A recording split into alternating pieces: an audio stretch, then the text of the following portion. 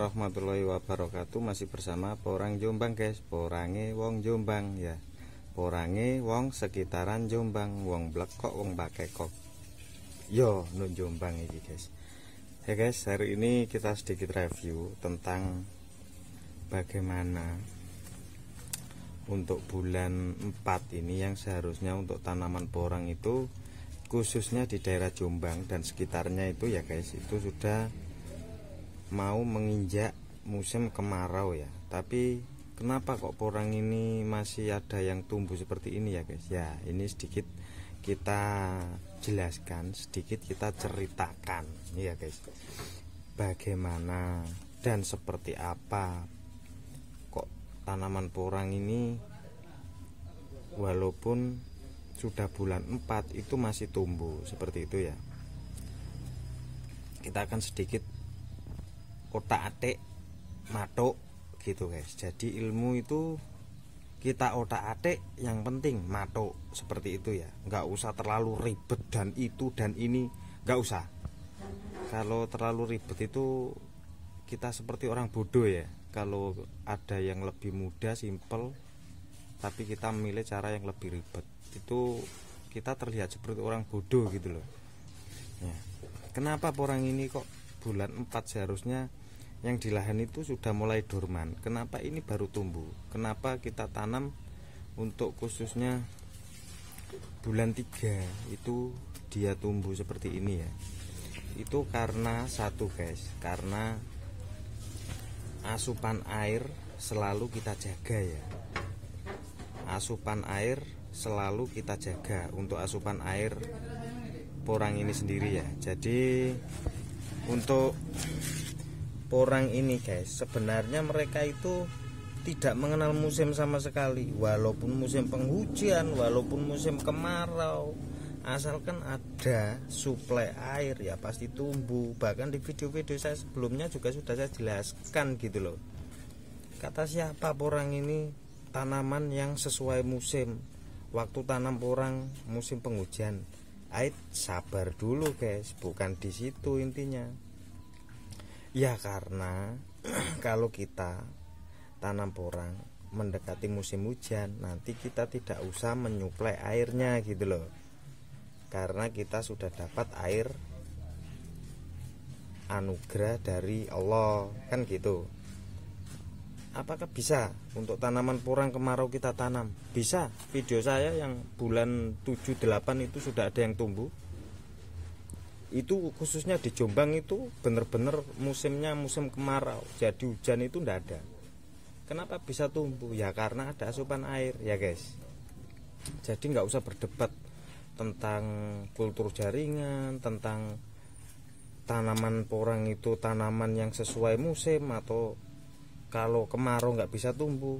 Ya benar, kalau kemarau nggak bisa tumbuh memang kalau nggak ada air gitu loh. Tapi kalau ada air, tanaman apapun ya pasti tumbuh guys. Karena tanaman membutuhkan air. Dia untuk akar itu menyerap nutrisi hara. Kalau tidak ada air, akar tidak akan bisa menyerap nutrisi hara di dalam tanah ini loh guys. Yang penting air gitu loh. Oke, jadi nggak usah berdebat, kita nalar sendiri aja. Diotak-atik matuk gitu aja wes ya. Nek diotak-atik matuk yo enak, penak gitu loh guys. Nggak usah berbelit-belit, ribet-ribet. Ya tanaman ini harusnya seperti ini, seperti itu. Ndak, kata siapa? Kan gitu guys ya. Nggak usah repot, nggak usah ribet, simple aja. Asal kita kasih air, tanaman pasti tumbuh ya guys. Ini pun beberapa hari nggak kita kasih air, mungkin ada sekitar 4-5 hari, itu pun nggak layu, nggak mati. Karena di bawah mungkin tanahnya masih, di dalam mungkin masih basah ya. Jadi untuk akar itu masih ada rangsangan untuk penyerapan nutrisi hara. Karena kalau tanah kering, akar tidak akan bisa menyerap nutrisi hara guys. Akar pun akan ikut kering gitu ya. Jadi inilah bukti ketangguhan porang bahwa tanaman ini tidak harus sesuai musim, asalkan benar-benar ada asupan air loh ya. Asalkan benar-benar ada asupan air. beda lagi sama tidak ada asupan air. Jadi penjelasan teman-teman itu juga banyak yang benar. Kita tanam sesuai musim saja, itu biar kita lebih mudah gitu loh guys. Kita tidak usah repot-repot mencari air untuk penyiraman tanaman porang kita seperti itu. Tapi pada dasarnya walaupun tidak musim penghujan guys, untuk tanaman porang itu bisa tumbuh asalkan ada suplai air ya. Itu sudah sering kita jelaskan seperti itu. Satu, kualitas bibit itu pasti menentukan tanamanmu nanti ya. Karena bibit yang tidak bagus pasti nanti yang tumbuh itu hanya rumput guys di lahan. Tidak akan tumbuh tanaman kalian, bibit apapun itu. Walaupun bibit jagung kalau tidak bagus ya pasti nggak tumbuh. Kalau nggak tua ya pasti tumbuhnya susah. Bibit padi sama saja, semua bibit kalau nggak kita tuakan dulu nggak akan bisa guys.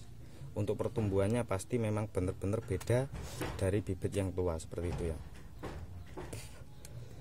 Ya itu tadi sedikit kita penjelasan tentang kemudahan tanaman porang untuk tumbuh ya. Kemudahan tanaman porang untuk tumbuh. Setelah tumbuh kita lakukan perawatan yang semestinya didapatkan oleh tanaman porang ini sendiri ya guys. Seperti itu. Terima kasih. Ini sedikit review, mungkin ada kurang lebihnya saya minta maaf. Mungkin teman-teman ada yang mau menambahi opini silahkan ditulis di kolom komentar. Mungkin teman-teman ada yang berbeda pendapat silahkan ditulis komentar. Karena setiap orang itu berpendapatnya itu berbeda-beda, karena jalan pikiran dan pola pikir orang itu selalu berbeda ya guys, tidak akan sama. Oke, seperti itu penjelasan dari saya tentang tanaman porang yang bisa hidup dengan suplai air, dengan adanya air ya guys. Seperti ini ya, ini baru kuncup ya, ini baru kuncup dan ini sudah mekar seperti itu ya guys. Terima kasih. Jangan lupa kawan-kawan yang belum subscribe dulu, sahabat tani porang dan teman-teman petani porang yang lain. Jangan lupa tombol jempol ditekan juga, like-nya. Jangan lupa juga kasih komentar yang baik ya guys, agar kita selalu bisa beredukasi dan berbagi tentang tanaman porang ini ya guys. Terima kasih. Ada kurang lebihnya saya minta maaf. Dari saya Porang Jombang, wong Kuculuk, wong Edan, wong Setting, yo sing tekon Jombang iki ya guys, tidak apa-apa. Terima kasih guys. Assalamualaikum warahmatullahi wabarakatuh. Masih bersama Porang Jombang guys. Porange wong Jombang, wong Kuculuk, wong Pintu, wong Begedur yang ini iki. Ora popoh.